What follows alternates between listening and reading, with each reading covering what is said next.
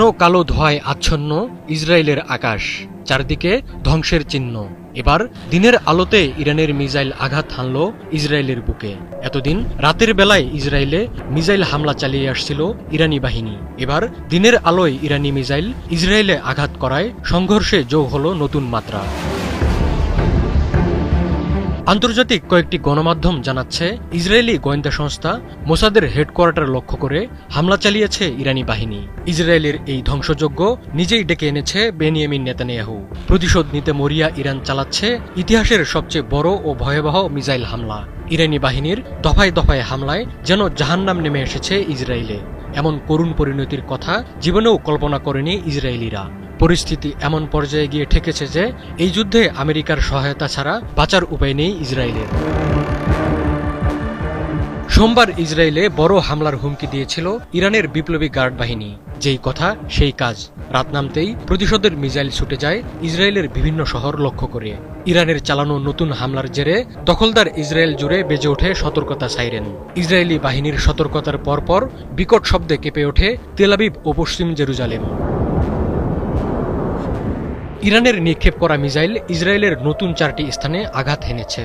এর মধ্যে একটি মিসাইল আঘাত হানার পর দেশটির উপকূলীয় শহর হারজলিয়ার একটি ফাঁকা বাসে আগুন ধরে যায়। ক্ষতিগ্রস্ত হয় একটি 8তলা ভবন। ইসরায়েলের গুরুত্বপূর্ণ হারজলিয়া শহরে অনেক বেসামরিক আবাসিক ও বাণিজ্যিক ভবন রয়েছে। হামলার পরপরই দমকল বাহিনী ও উদ্ধারকারী দল ঘটনাস্থলে পৌঁছায়। তবে ক্ষয়ক্ষতির পুরো মাত্রা এখনো নির্ধারণ করা যায়নি। ইসরায়েলি সেনাবাহিনীর বরাত দিয়ে টাইমস অফ ইসরায়েল জানিয়েছে, ইরান থেকে 3 দফায় মিসাইল ছোড়া হয়। সেসব মিসাইলের লক্ষ্যবস্তু ছিল ইসরায়েলের মধ্য ও উত্তরাঞ্চলীয় এলাকা। সোমবার দিবাগত রাত 12টা, মধ্যরাত 3:30টা ও ভোররাত 4:30টায় 3 দফায় মিসাইল ছোড়ে ইরান। ইরানি বাহিনীর হামলা এখনও চলমান আছে। ইসরায়েলের প্রতিরক্ষা বাহিনী জানিয়েছে, ইরানি হামলা প্রতিহত করার জন্য দেশটির বিমান প্রতিরক্ষা ব্যবস্থা কাজ করছে।